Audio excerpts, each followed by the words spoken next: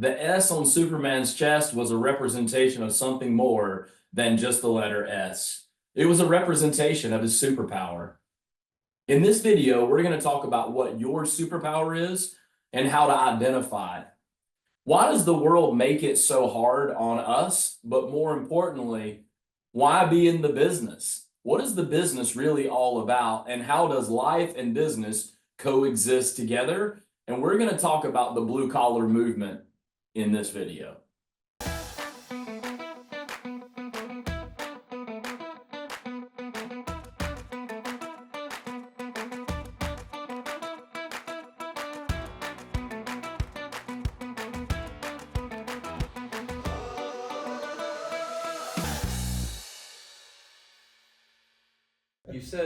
You said it. We use it a lot, authentic, and I kind of feel like that. You know, we live in this world where what is unique ability? And I said it. I think I said this from stage. It's your superpower. Yes. Like literally, you're like your unique ability is your superpower. It's the S on your chest, right? Yes. Like it's what makes you who you are, and it goes back to two things: criteria. Number one, I'm good at it. Number two, I love it. I care about it. I enjoy it, right? I'm good at it and I enjoy it. Why do you think the world struggles with that? Like, why do you think the world struggles with this whole unique ability concept? Yeah, I think, well, and let's give Strategic Coach props on unique abilities, actually a trademark phrase from them that they've taught both of us around that. Mm-hmm. And I think that when we think about unique ability as a concept, some people call it zone of genius, whatever it is, it's that thing that it's not effortless, but man, it's when the time just goes away, and it's when you're just, back to sports, when you're in the zone or whatever that is. But I think that we struggle with it. I mean, I'll go deep with it. I think we struggle with it because we struggle with self-love, and it feels too good and it's too easy, and it's not supposed to feel good and it's not supposed to be easy. Mm-hmm. It's supposed to be hard, and I'm supposed to feel like crap, or else it wasn't hard enough. We've all heard it. Without all the blood, sweat, and tears, without all the, it's going to be hard because you have to evolve as a person, period. That's going to be the hardest part of your journey as a driven-minded leader, whatever you're doing as a parent, if you're married or in intimate relationships, you've got to evolve as a person. That's going to be hard. When you're in unique ability, you just feel good, and if you're not wired to feel good, which I was not, I was wired to kick my own butt. I was wired to feel less than. I was wired for scarcity, and those things don't exist in unique ability. You just get up and do what God put you on the planet to do, this one or two things, but we're taught, we're programmed from a child. I was good at math. I wasn't good at English. I wasn't good at most things, but by God, I had to study them, and I get it. We have to, do some of that. But once you're out in the real world, don't build a career like that, because you're going to end up mediocre everywhere and unfulfilled because you're not doing what you're really great at. Or you're afraid. The other reason is you're afraid somebody else is going to pass you up. Or I'm not going to delegate to that person. I've talked about it. You're a better operator than I am. And our operator that you bring in as you elevate will be a better operator than you are today. And that's the way it's meant to work, I think. But I can't do that if I'm afraid. I can't let you run this business with all the freedoms you have to run blue collar. I can't do that if I need my ego stamped all over it, which I did for a long time. So that brings up a very interesting point, that the predecessor who comes behind and quote takes over the carrying of the torch of the next leadership in a business. Isn't it kind of weird how in this industry that people end up in positions that aren't even ready for them? Oh man. And the industry doesn't do a lot to help them get there either. It's that sink or swim mentality, right, versus let me show you and how to develop you. And we hope that that's how the business is going to get better. Leadership continues to evolve and get better. And so, I look for the day that you and I are having different conversations about what we're working on because somebody else is doing this. And you know what though, I don't want to take the time to not recognize like how incredibly challenging things have been at times, but how freaking amazing they've been at the same token, right? Absolutely. Why do you think some people, and I get it, okay, the business is hard, like we say it's hard or it's challenging or it's this. Well, like why do people keep getting into it if this is so hard? You know, I think there's a lot of challenge with independent thinking. I think that's why we're going to see an influx of skilled labor, because there's a movement that's going to take place. There's literally a blue collar movement. Look at all the companies that name themselves blue collar now.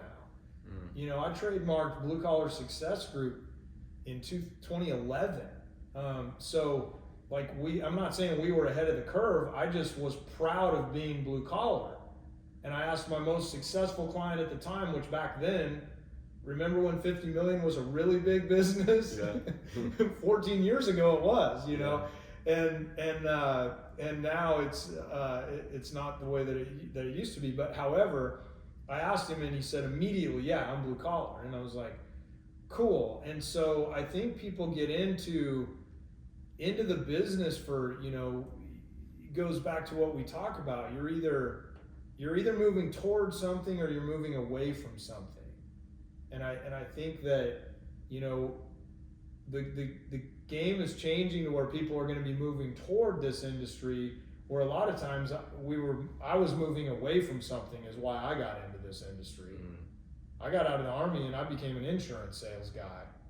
And I didn't have the patience to wait long enough to build my book, and I just couldn't. And I didn't have enough vision to see 30 years down the road. Sure. And now in my, you know, tapping mid-50s and I'm never going to retire. Well, it's a good thing I didn't sell a retirement product my whole life, because I don't believe in retirement. So, but you know, I think it's interesting. But how about for you? Like what have you seen shift in your, you know, what a lot of people forget about your career is you've had like virtually every aspect, where I was on with a service manager earlier today, from one of the clients I still work with at Blue Collar, and I told him, I said, you have an interesting perspective because you were a technical technician, then you were a selling technician, then you became a service manager, then you became a full-time trainer, and now you're a service manager again and a trainer. So radical views. What people forget about you is you worked new construction. You worked as a technical technician. You worked as a selling technician to, you know, one of the greatest minds the industry ever saw, and changed the game as he's a legacy player.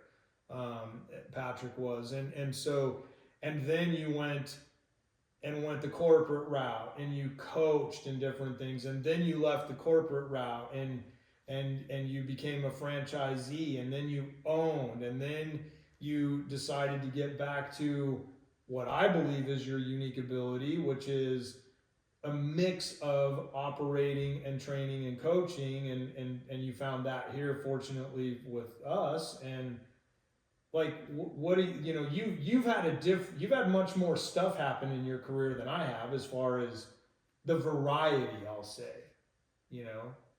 1996 was when I started. Okay. Right. So 1996. 28 years. I didn't really have a plan though. I think that was, you know, I always tell people all the time, like, either your life is by design or by default. Yeah. And at that time, my life was by default. It was just like, get up, go work.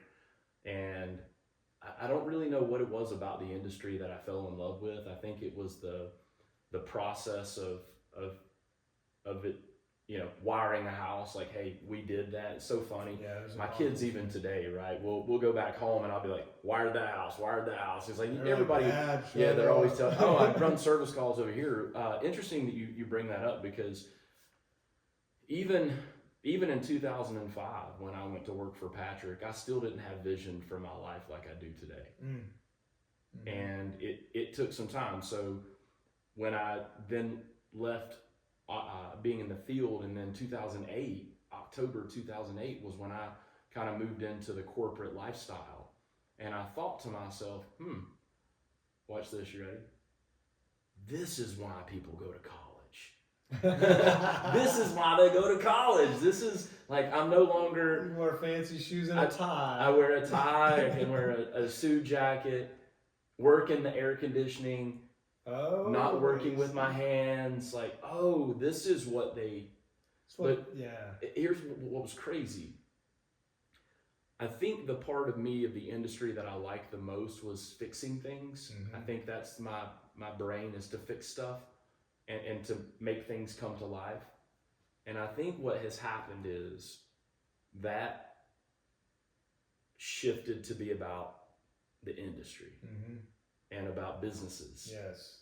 To understand that when it's not working right, how do you fix it? And so that was where I could really I started being fulfilled. Yes. Right? I would go home every day, and instead of going home every day, bitching about my day and how awful it was, and I had to go do this and go do that, I actually started enjoying what I was doing. And I think it goes back to that whole success without fulfillment is the greatest failure, right? I was actually starting to be fulfilled because I could see a difference in people's lives. Yes.